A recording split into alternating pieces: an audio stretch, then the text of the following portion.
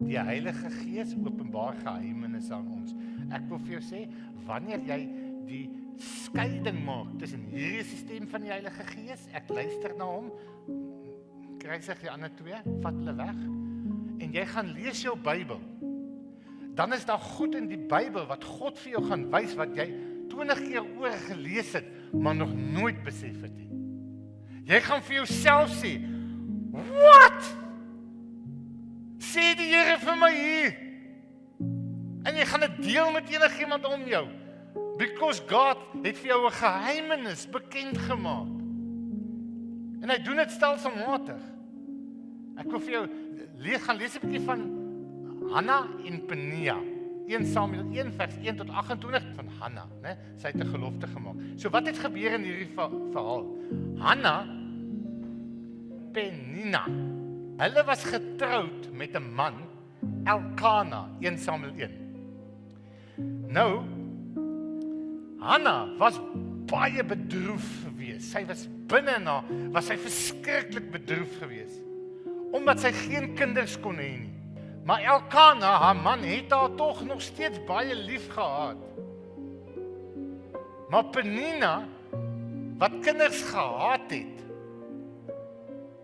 sy het vir Hanna begin spot, omdat sy nie kinders het nie.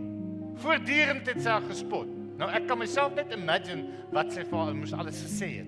Kinders van God, do not take the blessing God give you to hit somebody else with.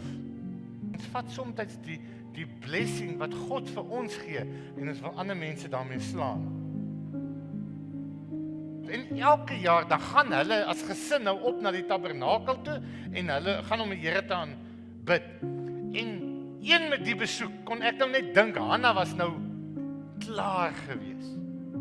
En sy het bitterlik gehuil, en hoor wat sê die woord, sy het haar hart voor die Here uitgestort, en ernstig tot die Here gebid. Het dinge al so sleg gegaan vir jou? Was mense al so lelik met jou, dat jy bitterlik ongelukkig binne jou was? Soveel so, dat jy sommer voor die Here gehuil het. Wat vir my ongelooflik is wat Hanna doen. Volgens die woord van God, Hanna sê nie vir Penia ook sleg nie. Sy doen nie dit nie. Wat doen sy?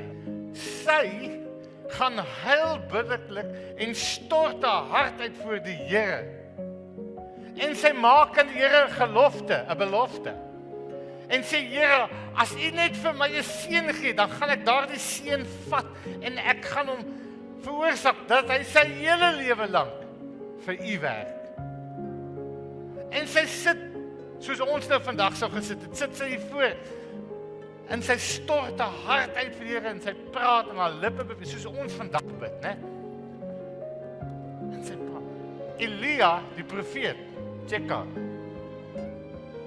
En hy sien haar daar sit en haar lippe beweeg.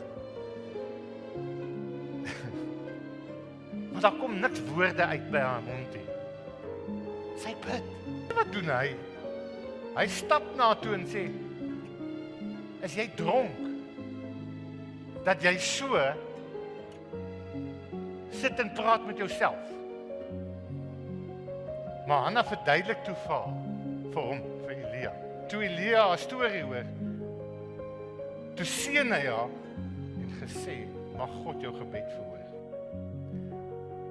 Hanna het in geloof toe huis toe gegaan, en die Here het haar gebed verhoor, het geboorte geskenk aan 'n seun, wat hulle Samuel genoem het. En Samuel beteken van die Here gebid. En nadat Samuel op die regte ouderdom was, het sy gelofte nagekom. En sy het hom aan die Here toegewy en vir die Here gegee.